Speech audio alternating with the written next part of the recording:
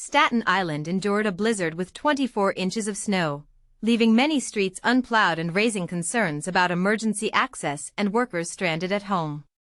In Westerleigh, Willard Avenue had 24 inches in the street, sidewalks cleared but roads untouched, prompting complaints that sanitation had not plowed neighborhoods.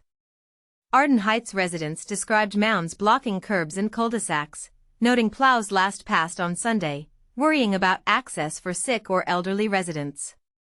South Beach and Richmond reported impassable streets and blocked driveways, with residents worried about medical emergencies and essential workers. City officials said resources were deployed, including 65 emergency sanitation vehicles and expanded NYPD tow operations. Crews measured over 28 inches in some areas, and most streets had been plowed at least once by 2:30 p.m. Monday.